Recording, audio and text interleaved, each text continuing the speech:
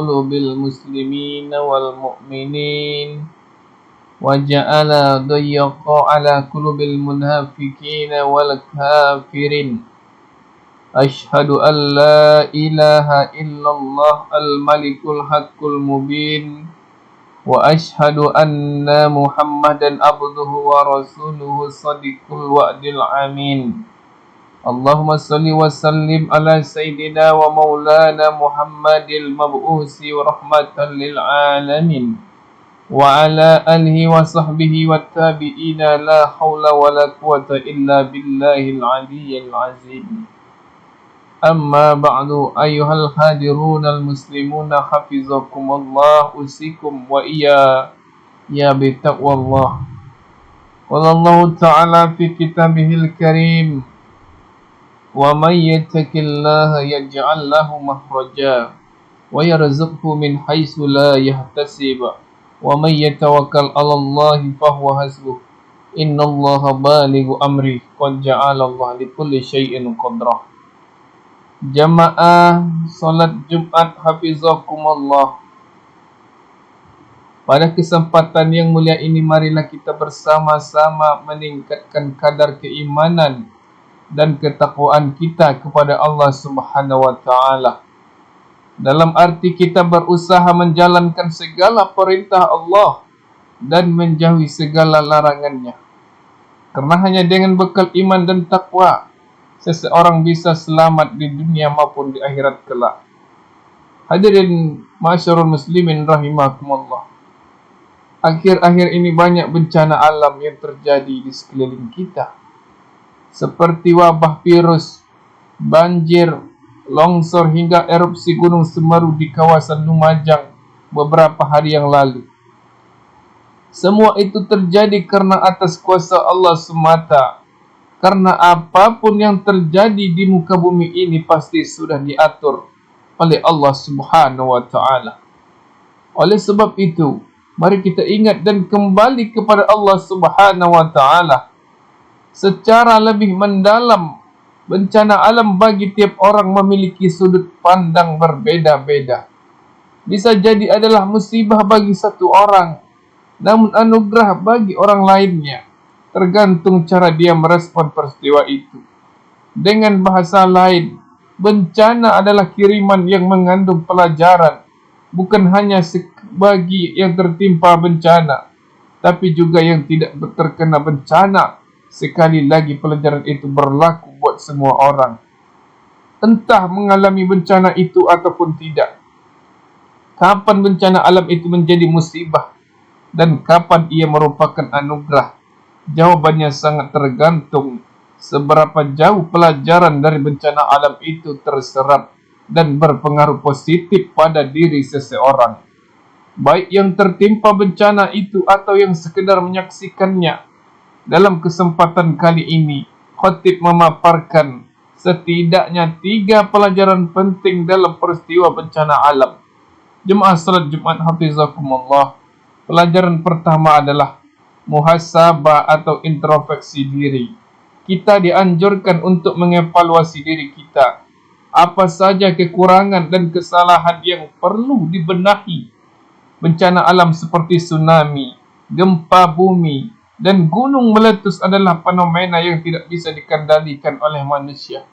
Ini bukti kelemahan manusia dan semestinya bencana alam menyadarkan mereka untuk kian merendah serendah-rendahnya di hadapan Allah Subhanahu wa ta'ala. Bila bencana itu disadari akibat kesalahan manusia, maka seharusnya bencana alam berdampak pada perubahan sikap menjadi lebih baik. Muhasabah ini penting dilakukan baik oleh mereka yang menjadi korban maupun bukan korban. Sayyidina Umar bin Khattab pernah berkhutbah, hasibu anfusakum qabla an tuhasabu fa innahu ahwana lihasibukum. Artinya, hisaplah dirimu sebelum engkau dihisap, karena sesungguhnya hal itu akan meringankan hisapmu di hari kiamat. Pesan dari pidato Sayyidina Umar sangat jelas bahwa kita dianjurkan untuk mengevaluasi diri sendiri, bukan mengevaluasi orang lain. Bagi korban bencana adalah fase penting memeriksa dosa-dosa sendiri, tingkat penghambaan kepada Allah, pergaulan sosial, dan sikap terhadap lingkungan alam selama ini. Bagi mereka yang bukan korban dan di luar lokasi bencana, hal ini adalah peringatan bagi diri sendiri untuk kian menjaga perilaku dan sifatnya, baik kepada Allah, sesama manusia, dan juga alam sekitar. Pelajaran kedua adalah rasa syukur dan optimisme. Sikap ini berdasar pada hadis Rasulullah. An Aisyah qalat, qala Rasulullah sallallahu alaihi wasallam, la yusibul mu'minas sawqatun fama fawqaha illa rafa'ahu Allah biha darajatan wa khata'anhu biha khati'ah. Dari Aisyah ia berkata, Rasulullah sallallahu alaihi wasallam bersabda, tidaklah seorang mukmin terkena duri atau yang lebih menyakitkan darinya kecuali Allah mengangkatnya satu derajat dan menghapusnya dari satu kesalahan.